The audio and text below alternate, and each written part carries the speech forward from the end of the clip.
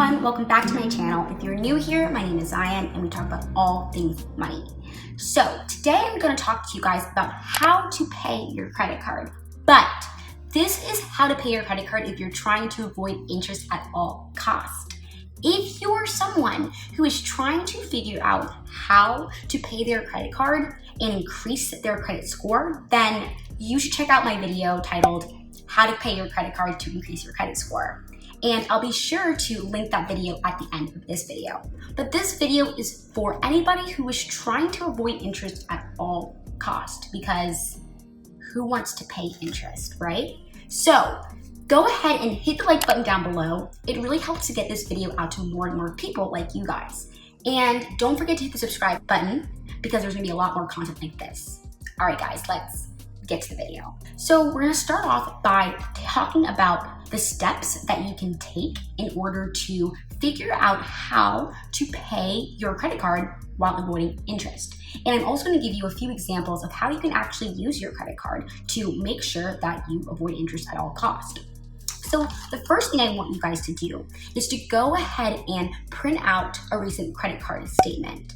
And on that credit card statement, make sure to find your due date. So this is very different from your cycle close date. I talked about your cycle close date in my other video, but basically your cycle close date is the day that your cycle closes. So most credit cards that you have will have a billing cycle. And so it's roughly a month long. And so the day that the billing cycle opens, and then the day that the billing cycle closes. That cycle close date is really important because that's the date in which your cycle closes, and your credit card company will report to the credit bureaus how much money you spent during that cycle. And so I went into quite a bit about why that's important, and I talked a bit about something called credit card utilization in that video. But if you're looking to just pay your credit card and avoid interest at all costs, then you don't really need to worry about that. It's not really important, even though you should know what it is. So make sure to go ahead and watch that video. I'll link it right up here for you guys. But you're gonna wanna know your credit card due date. Now that's essential because you want to make sure that you pay your credit card bill 2 days before that due date to ensure that they've received your money and that you will not get charged any interest for a late payment. Also, it's really important to pay your credit card bills on time because that actually makes up 15% of your FICO credit score.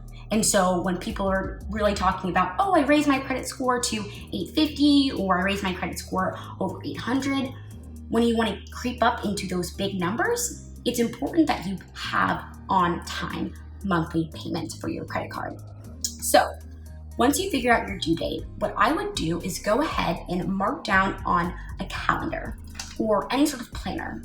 So really quickly, if you don't have any sort of financial planner, then I would make sure you get one, because the more credit cards you have, the more due dates you're gonna have. Because if I have a credit card with Wells Fargo, for example, and a credit card with Discover, they're gonna have different due dates and different cycle close dates.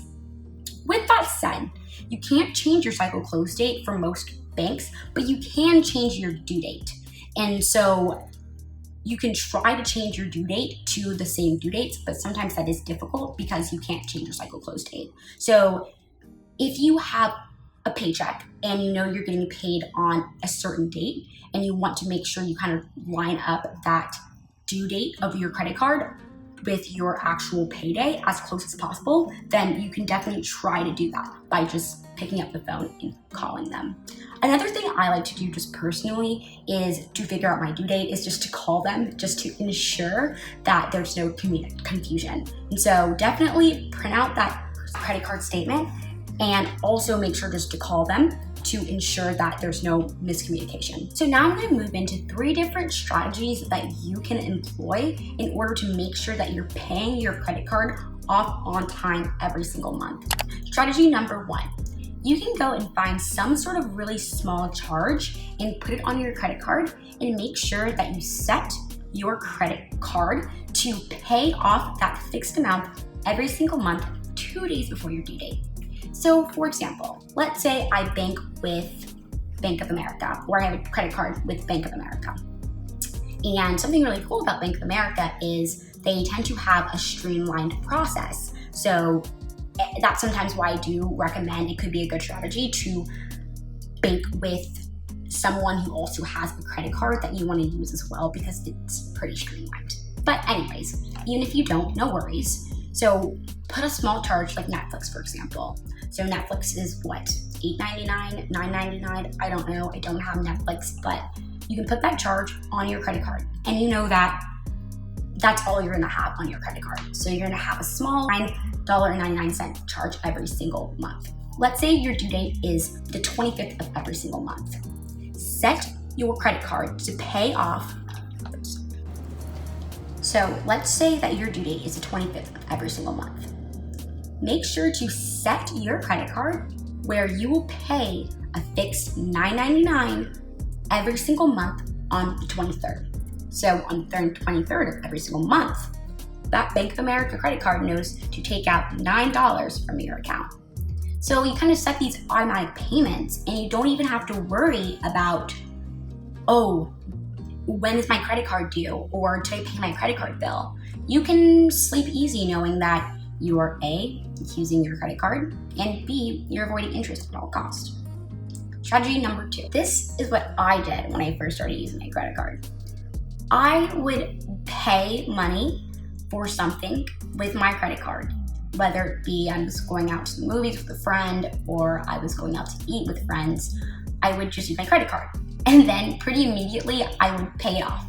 So I wanted to use my credit card, but also ensure that I had the money to pay it off. A really good thing about this strategy is people who use this strategy don't tend to use their credit card for things that they know they can't afford. So I would only use my credit card if I knew for a fact I had money in the bank to pay for that. And I think there's upsides about that. You definitely are able to pay that money off all at the same time, and you know that you are going to really avoid getting into credit card debt because you're not going to buy things that you really can't afford. So that's definitely a strategy that you can employ. Strategy number 3 is using your credit card normally. And what you could do is set a schedule where, you know, every 23rd you can kind of go back and see what amount you owe for that overall statement. You can kind of see what amount you spent in the past credit cycle and go ahead and pay it off. So even if you're using your card to buy Starbucks, to buy clothes, to buy whatever, and you know in the back of your head that you have the money to pay for those things, you can go into your app and just be really routined with it, and you can pay off your credit card that way. It really is about what makes you comfortable. I think that my teaching strategy is very tailored. My teaching strategy is not, oh, this is the best way to do this or this is the best way to do that. Because at the end of the day, everybody's financial situations are different. Everybody's financial goals are different, and people think differently. But what I would stress to you guys is to come up with a system that works for you and to be very organized. Make sure that you have everything written down.